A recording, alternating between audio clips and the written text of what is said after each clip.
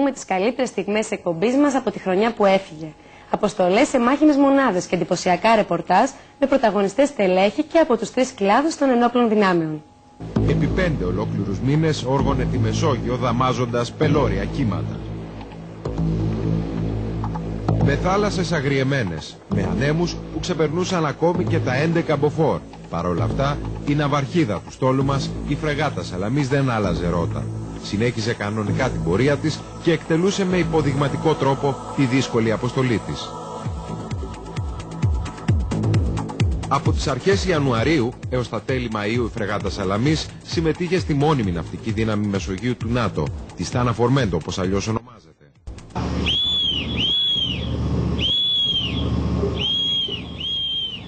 Μια αποστολή δύσκολη, κατά τη διάρκεια της οποίας το πλοίο εκλήθη να φέρει πέρας, θα έλεγα, σωρία αποστολών. Μάλιστα, σε αυτή την αποστολή κάναμε και ορισμένα ρεκόρ. Και θα έλεγα 3 ρεκόρ. Το πρώτο ήταν η συνολική διάρκεια του ταξιδιού, 5 μήνες, μεγάλο ρεκόρ για ελληνικό πολεμικό καράβι. Συνολική διάρκεια εμπλό, 104 ημέρες. Αριθμό hailings, δηλαδή αναγνωρίσεις ταυτότητος εμπορικών πλοίων που περάσαμε τα 1000. Αριθμό ωρών πτήσεως ελικοπτέρου, 160 ώρες έβαλε το ελικόπτερό μας. Και τέλος, ένα σημαντικός αριθμός μιλίων, 29.000 μίλια. Στη φρεγάτα Σαλαμής υπηρετούν 27 αξιωματικοί, 130 επαξιωματικοί και 50 επαγγελματίες οπλίτες. Οι συνθήκες διαβίωσης είναι άριστες. Οι συνθήκες υγιεινής επίσης πάρα πολύ καλές, διότι επιβάλλεται.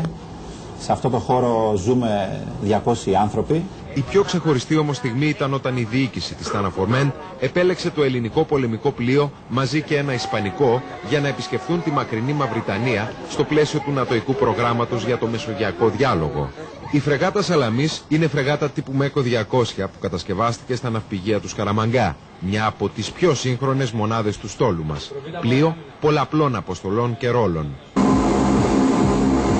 Οι κινητήρες του P3P Orion ζεσταίνονται.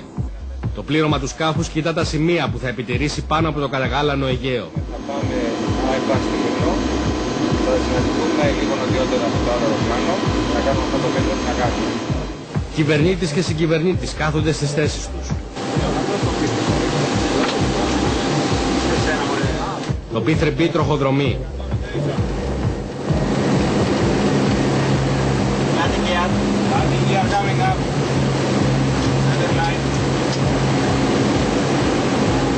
Απογειωνόμαστε. Μετά από λίγα λεπτά βλέπουμε ό,τι πιο εντυπωσιακό μπορούσε να μας επιφυλάξει η πτήση. Ένα P3P να πετά δίπλα μας σε σχηματισμό.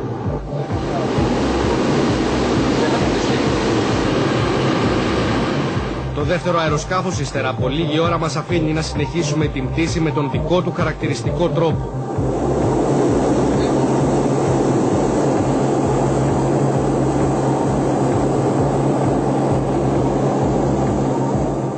Στο αεροσκάφος η εκπαίδευση δεν σταματά ποτέ. Ο πλουργός πτήσης ποντίζει τα σόναρ για τον εντοπισμό υποβρυχίου. Την ίδια στιγμή ο τηλεγραφητής ενημερώνει τον θάλαμο επιχειρήσεων του Γενικού Επιτελείου του Ναυτικού.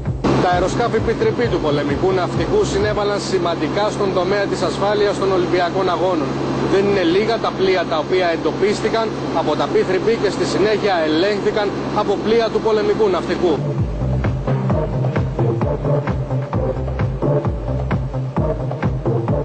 Στην πτήση που είχαμε τη χαρά να συμμετέχουμε, είδαμε ότι τα πληρώματα των αεροσκαφών ναυτικής συνεργασίας είναι έτοιμα να αντιμετωπίσουν οτιδήποτε είναι αυτό στις ελληνικές θάλασσες.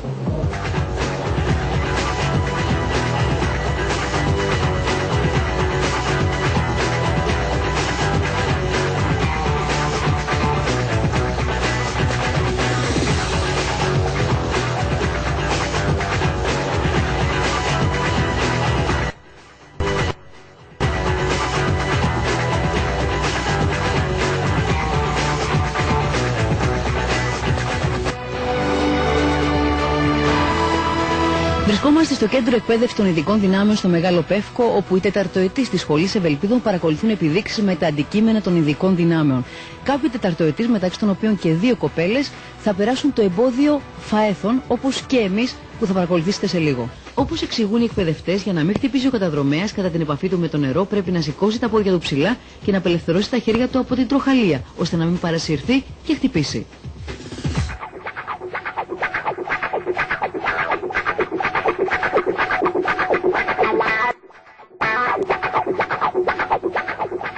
Με την άδεια του Διευθυντή των Ειδικών Δυνάμεων του ΟΥΓΕΣ, υποστράτηγο Παύλο Γιαγκούλη, και η εκπομπή δοκίμασε την αυτοπεποίθησή της, περνώντας με επιτυχία το εμπόδιο φαέθων.